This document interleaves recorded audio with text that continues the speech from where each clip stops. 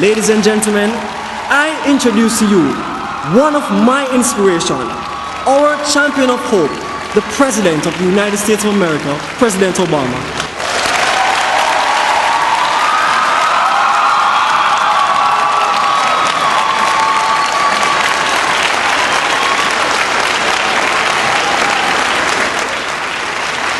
Thank you.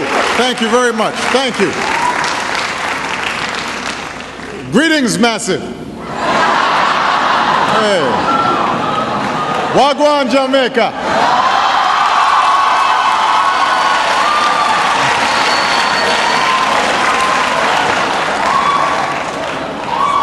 Yeah, I've been making myself at home here. It is great to be in beautiful Jamaica. Not only because I'm proud to be the first President of the United States to visit in more than 30 years, but because I just like the vibe here. So, today I'm announcing nearly $70 million in U.S. investments in education, training, and employment programs for our young people throughout Latin America and the Caribbean.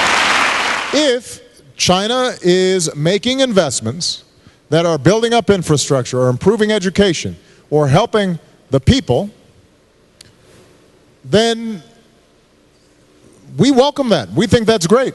The only thing is you got to make sure you look at what strings may be attached.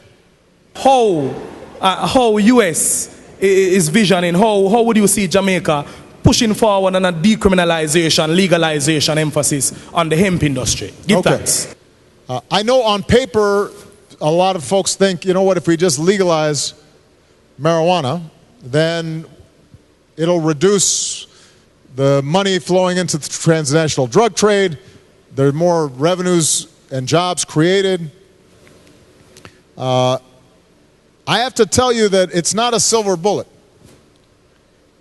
Because, first of all, if you are legalizing marijuana, then how do you deal with other drugs?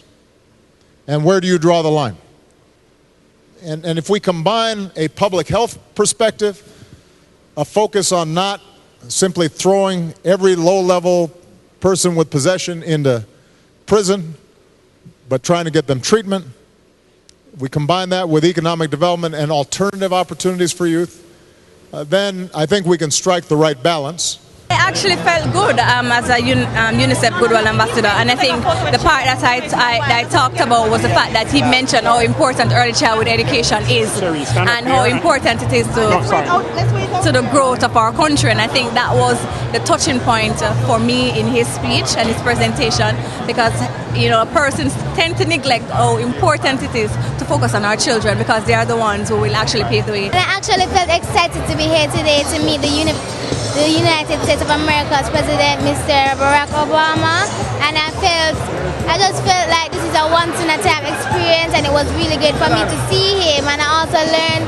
that no matter what in life, you must not give up, chase after your dreams, and I just thought that just felt this important to me. I felt fantastic. Well, I'm ecstatic. Some of the questions that were asked that I was contemplating, they got answered.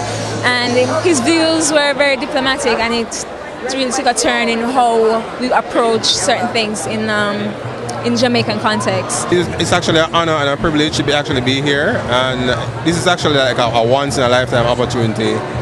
I think the session, the interactive session, was really informative, effective.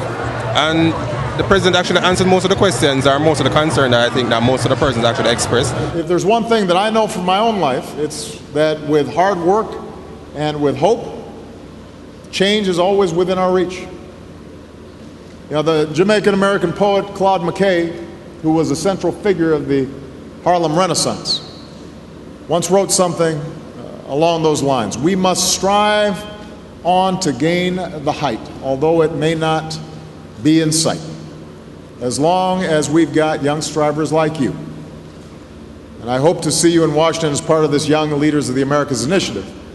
I'm confident that brighter future will always be in sight. Thank you very much.